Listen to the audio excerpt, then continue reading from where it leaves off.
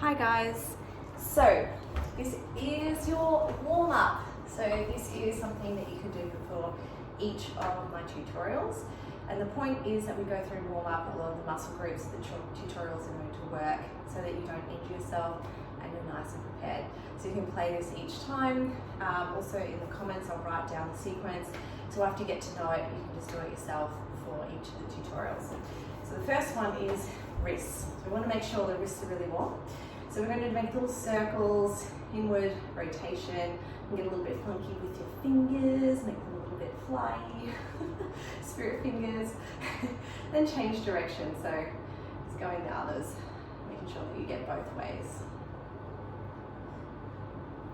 My favourite little wrist warm-up is interbinding the hands like this, and just creating like a little circly wave with your wrists.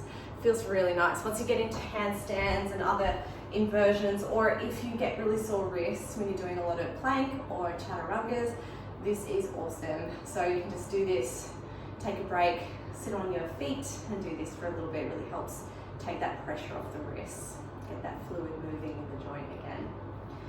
Little finger flicks are really good, so work your way from your index finger all the way to the little finger, and you're flicking as much as you can. So this is getting all the fingers and the tendons all warmed up in the hand. Seems really pointless, but our hands are really important in yoga.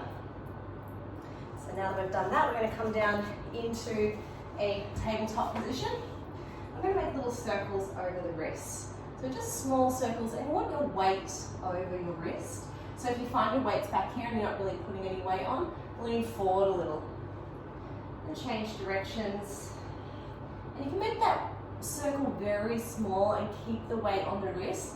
This is going to get even more of that wrist taking your body weight. So if it doesn't feel good, just lean back a little, take a bit of the pressure off. If you want more, you're going to make bigger circles. Spend most of your time when you're coming forward. Moving the weight from either side of the palm onto the wrist, making those circles bigger, changing direction. So the wrists are often a point that is a weak spot, especially some of us ladies. So we have to spend a little bit of time warming up the wrists before you do any type of inversion. Then when we come to a standstill, we're going to turn the fingers around towards the body and then gently sit back. So maybe come up onto your heels and sit back a little bit. And just breathe and look between where your hands are, so just down to the mat. So the point of this is that we're getting compression into the wrist and we're stretching through all the ligaments up the front of the wrist as well.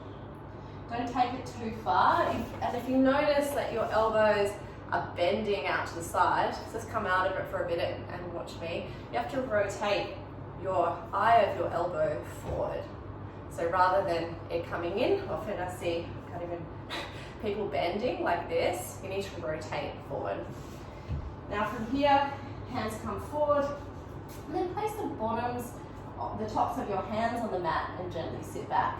So this is top of the hand on the mat, both sides. Again, you have your arms straight and you're gently sitting back. So you're rounding through that upper back, it's a protraction. And what this is doing is a decompression of the wrist. So you're creating space in the front of the wrist. Don't put too much weight on your wrist coming forward. You want to be sitting back and decompressing, but just, again, not too much weight, take it easy. This is a very sensitive joint that we want to look after and warm up and not hurt. All right, get back into your little finger rotations that just change direction. It can sometimes feel really nice. We'll come into palm push-ups or hand push-ups. So hands are on the mat, do it this way so you can see me. And we're going to push up on just to the knuckles of the finger. So from the side, it looks like this. We push up and down. So we're going to take it slow, coming up and down. And you might feel a little bit of a burn down the back of your fingers because you're stretching out all of those finger ligaments, all the tendons and everything in those fingers. This is really great if you're getting into handstands or pincher poses or anything like that, because you're preparing your hand to be strong enough to push into the mat and bring the palm back down. because when you go upside down, this is the sensation that happens when you start to fall over your head. With your body, your torso, you're tilting your tailbone, sucking your belly in towards the spine, and you're rounding through that back just a little bit. It's a protraction of the shoulders. So you don't want to be doing any of this one. Not a back bend, yeah?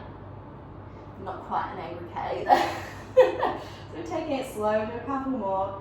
You want to not force, like go up and down really fast because you're just using momentum and you can actually injure yourself. You want to take it nice and slow, both up and down. Just look between your hands. All right, now we're coming into a forearm plank. We're going to do it for a minute. So come down onto your elbows, grab your elbows, and step back into plank. If you notice your butt's coming quite high, bring it down, want your head in your hand, basically in one line. So here we go, you got a minute. So with this one, if it feels too much, you're going to pop your knees on the floor and flatten your feet and keep squeezing that belly. It actually is really still hard on the core, that one. Make sure you're protracting through your shoulders so you're not sinking down into the shoulder. It's in that strong positioning. How are we doing? Keep going. Just gazing down onto the floor. Try and push back through your heels, squeeze your bum, push or squeeze your thighs together so everything is super active. Keep breathing, relax the neck. At any point, come down onto your knees. You start to feel that bum getting high, bring it down, suck it in, squeeze the belly, squeeze the thighs, push the heels back, protract through the shoulders, relax the neck, relax the gaze. You can look down towards your feet. Almost there. If you want a little bit of a movement, you can gently move forward and back. Oh, and we're done. Look how easy that was. Lower the knees, lower the chest. Come into a little up dog or a cobra, just to stretch out the front belly. We're going onto our backs. So coming down to our backs, we're coming into a dish. So the point of these is we're having the torso and everything nice and strong and straight. We're not coming into any back bends and we're using the core in that way. So when we come into dish, we're going to have our feet and our arms up. Now option to rest the hands behind the head or lower the head to the floor totally and make a diamond with your fingers under your sacrum and hold this, okay?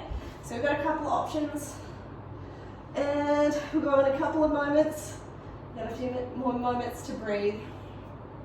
Take your option, so diamond under the sacrum with legs out or full dishes like this. Let's go. And go.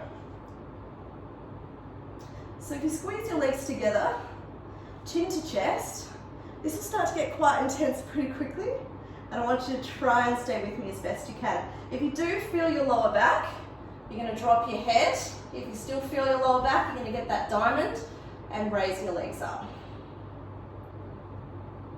If you still feel your lower back, just do one leg at a time. So place one heel down, bring it up, and then the other heel down, and bring it up. Otherwise, if you're in a full dish, if you make sure that lower back stays on the floor, don't let it droop. Here is the target area. Whew. Keep going. Almost there. Keep breathing. This is where it starts to get hard. Remember your alternations. If you need a break, you're just going to drop one heel, bring it back up. Drop the other heel, bring it back up. Keep squeezing. And you're done. Lower the heels, lower the head, bend the knees. Windscreen wipe the legs from side to side. We'll do some additional ab work just to make sure everything's nice and engaged before we get into the tutorials. So interlace hands behind the neck and head, elbows up to the roof, feet are on the floor, then bring them up parallel to the floor. Exhale, both elbows up, and we're going to crunch over to the left side and straighten the right leg. See if you can bring that left shoulder up off the floor if it is on the floor, engaging that core. Inhale to center. Exhale, both elbows to right knee, straighten left leg. Keep the feet pointed in between a flex and a point. Raise that right shoulder off the floor. Use that core. Oh my God. Inhale to center, exhale to the other side. Can you raise that left shoulder up? Can you reach a little higher? Can you bring your shoulders up off the floor? Inhale, center. Exhale, both elbows to right knee, straighten left leg. Off that shoulder blade, lift your shoulders off the floor, keep breathing. Inhale to center. This is as hard for me as it is for you. Exhale, both elbows to left knee, straighten right leg. Left shoulder off the floor, keep reaching, look up towards the sky. Inhale to center, last one. Exhale, both elbows to right knee, straighten left leg. Lift that right shoulder off the floor. I'm sure this will get easier over the week. Inhale to center. Exhale the head, exhale the feet, and windscreen wipe the legs. Abs have gotten a little bit soft over the last 2 weeks, I reckon. So this week is a chance for us to work on that. Bring the knees in, make little circles. So rock and roll forward back when you're ready. Coming into your tabletop position. We will do a quick dolphin and a quick bridge, and then you're done for your warm up. So just over 10 minutes. Grab your elbows, hands out, bind the fingers, tuck the toes, bring your feet up, walk them in. So from here we're protracting through the shoulders. You're going to stay here, or you're going to lift one leg up and bend the knee. Keep looking down towards the feet. We take some internal rotations. We're using those glute muscles and the shoulders. This is going to get us really ready for coming into all of our arm balances and other funky poses. Change direction.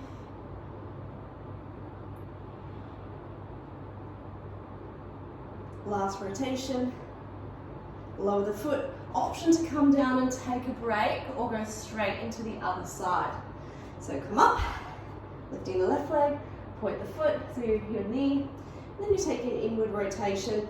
So we're using the glute med and minimus here, which is responsible for abduction and adduction of the leg. So moving the knee and the femur out and in, or rotating from side to side. Change direction. Keep protracting with the shoulders, don't let that head touch the ground. Keep those shoulders nice and slow. Last one. Woo. Come down and child's pose, relax. Neck back to breath. Coming up when you're ready, rolling onto your back. We'll do one bridge and your warm up is done. So tickle the backs of the heels. So you know you're in the right spot. Bring the hips up. Interlace the hands, roll the shoulders under. Push into the heels, squeeze your thighs like there was a block between them. Gaze up towards the roof. And now we have little pulses. So 10, 9, we're pulsing up towards the roof, extending through the hip. 5, 4, 3, 2, 1. Hold at the top. Keep breathing. And then slowly come down. Now you're welcome to do another round of those and do leg raises as well if you wish. I'll show you what they are in case you want to do another round. So if you want to get more into your booty, you're going to come up the same as before. Bring the left leg into the center of the mat, bend the right knee in towards the chest and straighten the leg. And then we do pulses here, okay? Exactly the same for both sides. So you do 10 pulses for both sides to get more into your glutes. But in the interest of time, we're all going to come down, windscreen wipe the legs, and your warm-up is done. Do a rock and roll, forward and back, high five, virtual high five, and I'll see you in the next tutorial. Bye.